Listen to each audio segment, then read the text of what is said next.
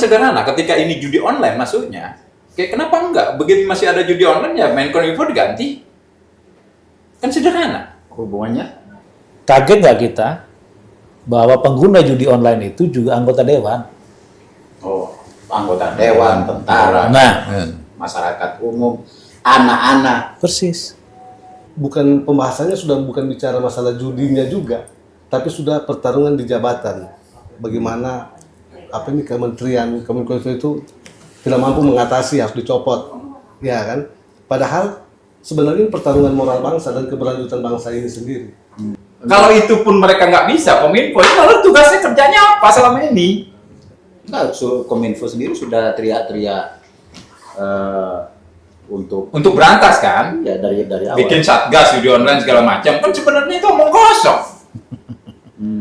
Assalamualaikum warahmatullahi wabarakatuh. Waalaikumsalam. Salam sejahtera untuk kita semua. Berjumpa lagi dengan kami di acara Ngopi, Ngobrol Politik Indonesia.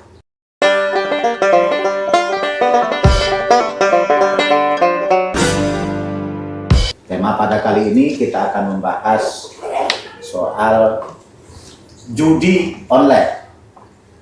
Tapi sesungguhnya kita ini pernah melihat waktu ada kasus Sambo di sosial media, ada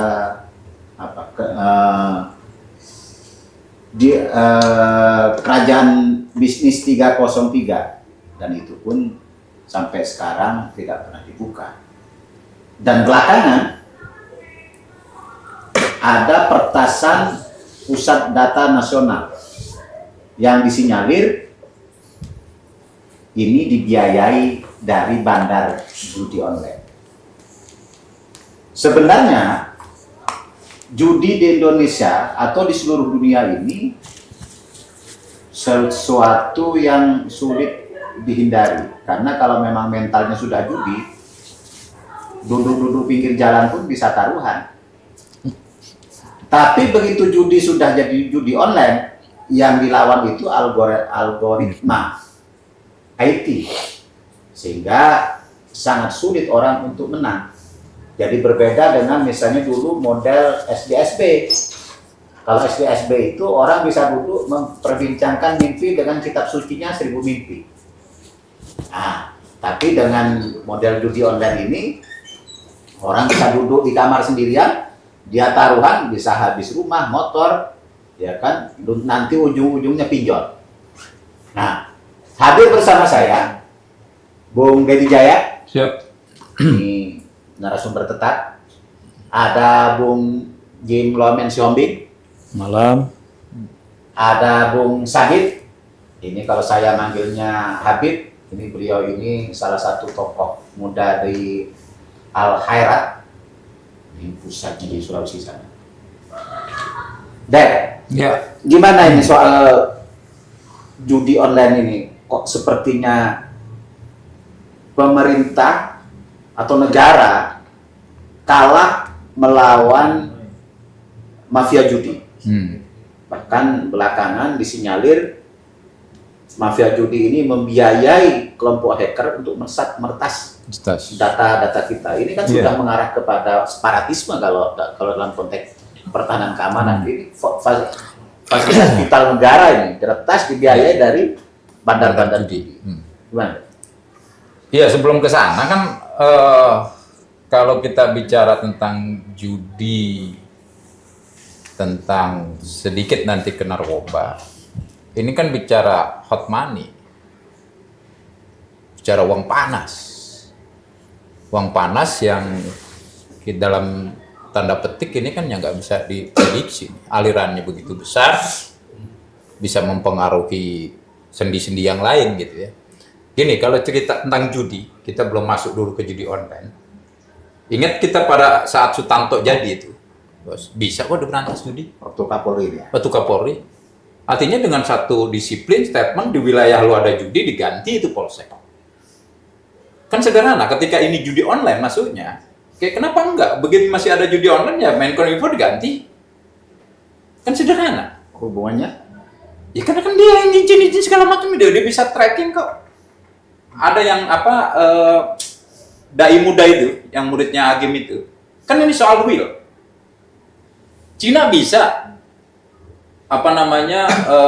nyetop itu yang namanya Facebook segala macam gitu kan. Ini kan soal kemauan. Justru malah ada kecurigaan orang-orang yang mendorong pergantian Menkominfo ini adalah bagian core dari bandar-bandar judi itu, dengan mengatakan bahwa itu kegagalan dari Menkominfo.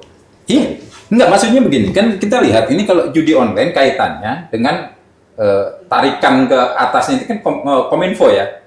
Kalau dulu kita bicara judi manual lah katakan, ya kan, seperti togel segala macam, itu kan wilayahnya masih wilayah di kepolisian tuh.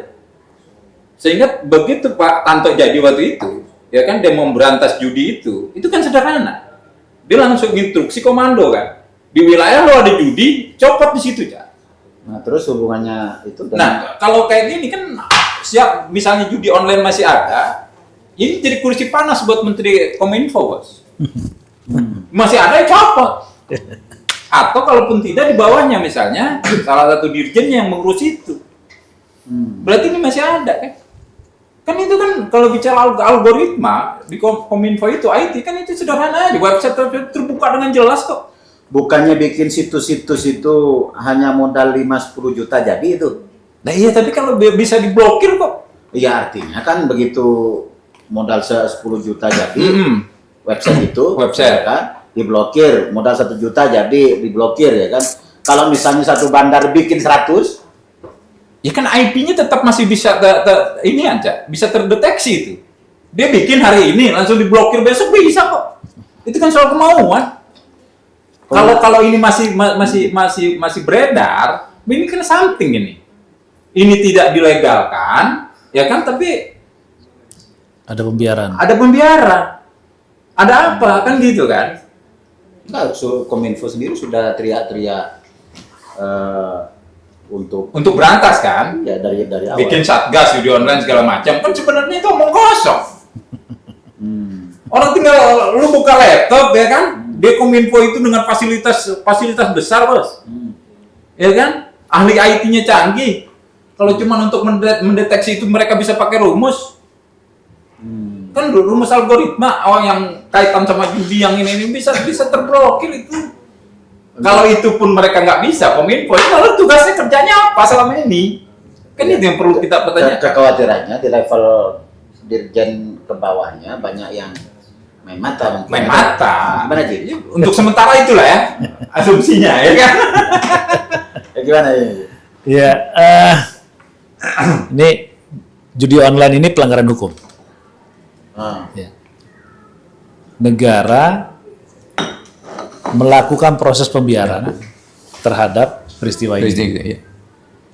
Oleh karena itu, untuk mendeteksi kenapa sampai sejauh ini belum ada yang tersangka utama, belum ada loh, Belum ada. ya kan? Seharusnya Pak Jokowi menonaktifkan dulu nih pembantunya,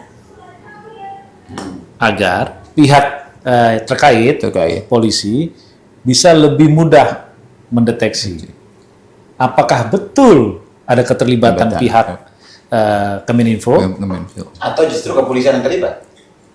bisa jadi begitu, kan begitu. Nah, itu satu. Yang kedua, judi online ini kan bukan karena sekarang nih, gitu. Ini udah lama. Yang lucunya, yang jadi target itu selalu artis-artis yang sebenarnya nggak paham juga tuh judi online, dirinya dipakai, tiba-tiba kejebak, dijadikan orang yang menyebarluaskan berita tentang judi online itu, kan begitu. Kaget nggak kita bahwa pengguna judi online itu juga anggota dewan? Oh, anggota dewan, tentara, Nah, masyarakat umum, anak-anak. persis. Tapi saya lebih fokus ke anggota dewan. Anggota dewan. Yang seharusnya orang-orang yang menjaga etika, moral, undang-undang dan segala macam. Tapi kan ketika itu terbongkar ada anggota dewan yang terlibat, sepi dia langsung. Berarti ada proses pembiaran. Negara kalah nih menghadapi para mafia ini. Kenapa? Karena rupanya mafianya itu nggak banyak. Menurut saya ya, mafianya nggak banyak. Tapi hasilnya triliunan. Pasti, karena satu orang bisa membuat 15 sampai 100 meja judi. Ya. Gitu loh. Dengan IP yang beda-beda, tapi orangnya itu aja. Karena mesin kan gitu. Beda kalau judi kartu gitu kan, nggak mungkin satu orang Gitu. nggak mungkin satu orang bisa ada 5 meja. Dan masalahnya lagi, judi online ini duit nggak muter bos, makanya masyarakat susah. Susah. Kalau orang judi sabung ayam, Manual lah. di situ ada orang jual pisang goreng, di situ ada tukang ojek, ya kan, duit muter di situ. Karena yang menang yang jualan itu, yang kemudian yang dilawan mesin, duitnya transaksi perbankan, nggak netes bos. Coba sebentar, Pak Suwawi lihat lebih dalam lagi deh. Ketika seseorang ikut judi online, berarti kan dia melakukan proses transaksi melalui rekeningnya kan? Rekeningnya. Kalau rekening itu saya pakai saja 1 jam untuk money laundry gimana? Bisa kan? Betul, bisa. Ini yang saya bilang, ini mafianya itu aja sebenarnya. Karena transaksi itu tidak cash by cash loh. Ya kan, rekening by rekening. Dan saya tahu persis sistemnya bagaimana menjebol rekening-rekening itu. Saya dapat duit nih dari luar, saya masukin ke tempat Pak Suhawi, yang Pak Suhawi mungkin buka rekening itu, saya tahu jam berapa. 1 jam aja saya titip, saya tarik lagi. Itu kan modusnya Modus money laundry. Kemana PPATK sama? Nah itu sebenarnya kalau mau dikejar, nonaktifkan dulu orang tertingginya biar bisa terkejar. Kalau saya bacanya itu tuh, bukan masyarakat kecil sampai DPR enggak, tapi ada orang yang memanfaatkan ketika manusia-manusia yang gila judi online begitu mudah mendapatkan akses dan begitu mudah memberikan nomor rekeningnya. Bukannya gini, Jim. Ada juga transaksi orang dipinjemin KTP untuk buka rekening. Bisa jadi. Iya kan, beberapa daerah itu misalnya kasih modal 500.000, Persis. dipinjem disuruh Dibukain rekeningnya. Nah, nanti kartu sama ATM-nya diambil. Ya, nomor Kasih rekeningnya? 500. Iya. Nomor rekeningnya saya punya kan? Iya, Nah, masih Jim. buku ya. Bisa kan? Tapi kartu sama ATM-nya diambil sama orang yang ngasih duit. Persis, tapi nggak ada masalah kan? Yang jadi masalah adalah kerahasiaan nomor rekening itu bisa milik saya. Saya bisa masukin aja transfer nomor rekening atas nama Suhawi sekian, masuk 10 juta. Saya putar sebentar, balik lagi 10 juta, udah resmi itu duit. Gitu loh. Jadi besar betul mainan judi online ini. Menarik. Konon ceritanya perputaran uang itu Sampai triliunan? per hari itu 1 triliun. Nah, Tinggal dikali, kalau setahun 365 berarti ya sekitar 400 triliunan. menyaingi Bursa Efek Jakarta, Pak. Jadi di atas 25% APBN. Persis. kita. Gitu. Jadi gimana? Nih, Bro Sadi.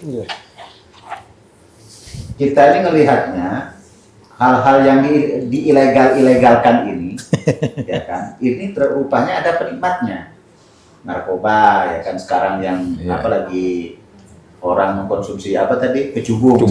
Pil jinet. Padahal batu kecubung bagus ya. itu kemudian ya kan begitu ilegal, rupanya bukan makin sedikit tapi makin banyak. Begitu judi ini ilegal ya kan, rupanya menjadi industri. Perlu nggak itu judi ini?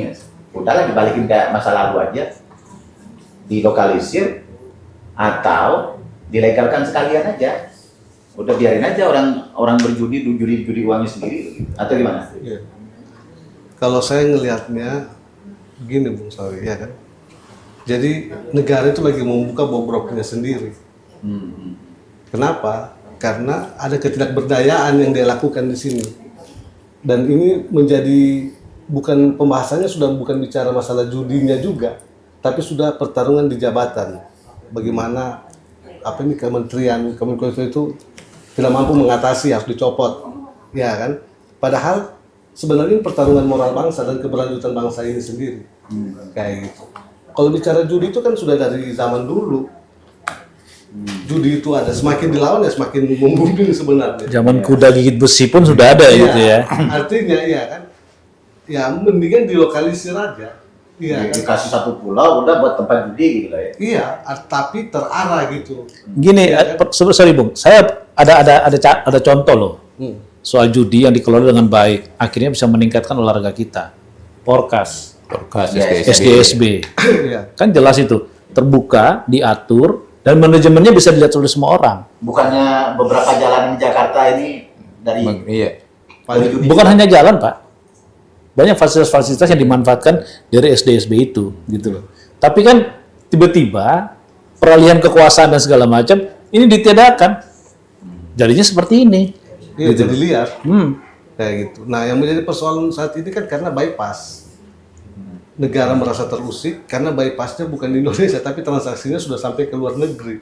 Iya, iya. Nah, ini kan menjadi problem. Artinya iya kan ketahanan negara juga jadi Remuk ya. Jadi remuk, iya kan, jadi rapuh gitu ya kan. Karena kenapa? Karena bisa bypass. Kok bisa bypass kayak begini? Tidak terkontrol lah.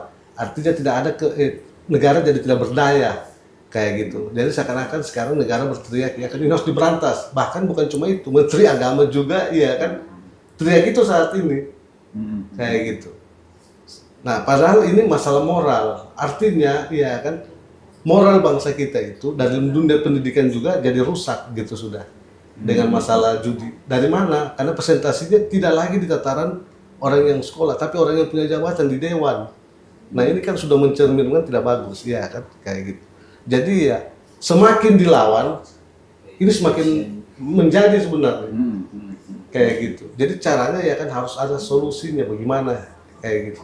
Nah, kalau mau menghilangkan itu tidak akan bisa sama sekali, karena hukum juga saat ini yang mampu mereka hilangkan itu ya kan kayak tadi sampean bilang itu masalah sabung ayam ya kan, itu mereka bisa basmi, bisa selesaikan iya karena masih terus. Tapi ketika sudah bypass dengan nomor rekening ya kan yang dimana tidak ditahu dia punya apa ini, dia punya tempat di mana kayak gitu. Ini kan dunia maya sudah yang bermain dengan dia punya apa ini kecanggihan.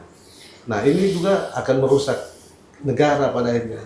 Khawatirnya saya kalau ini tidak dilakukan dengan dilokalisir, ya orang nanti akan banyak cenderung lebih ke situnya, karena mereka lebih mudah mengaksesnya kan. Sekarang ini kan dengan mengakses itu lebih cepat kayak gitu. Nah, kalau dengan menghadapi ini ya kan kita harus lihat kontribusinya terhadap negara, maksudnya bisa menjadi sisi, walaupun ini sisi negatif, sisi positifnya di mana lah yang tidak membuat mudarat sekali. Artinya apa kontribusinya judi online iya kan terhadap negara ini? Paling tidak pembangunan jalan apa Nggak ya ada. iya kan. Nah, itu yang menjadi iya, Nggak ada. karena tidak ada kan dirasakan Betul, ya. betul. Sehingga Nggak kena pajak. iya, Nggak ada efeknya kok. Nggak ada efeknya iya kan. Makanya Buat pembangunan nggak ada negara efeknya. bukan mendudukan, tapi sudah merasa kecolongan sekali gitu. Coba kalau ada kontribusinya kayak yang dibilang tadi apa SDSB ya kan, Porkas apa semua itu kan ada kontribusinya kan. Iya.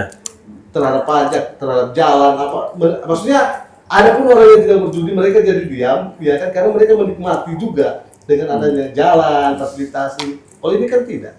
Memang ada mafianya. Pada akhirnya kita mengatakan Ada bahwa- mafia, dan mafia ini meliputi pemodalnya, iya, backingannya, backingannya ya. itu lah ya. Kayak gitu. Nah, inilah yang kita harus jaga kan. Pemirsa, judi ini sudah ada sejak zaman kuda gigit besi. Artinya seiring dengan peradaban umat manusia sudah ada. Cuma memang kalau dalam Islam itu mengajarkan judi ini ada sedikit manfaat, sedikit, tapi lebih banyak mudaratnya.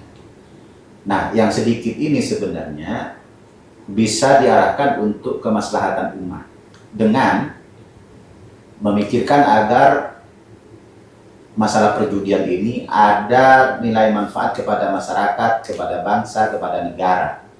Dengan apa misalnya? Melalui pajak yang sangat tinggi, sehingga bisa membangun infrastruktur dan kebutuhan-kebutuhan publik dari bangsa ini.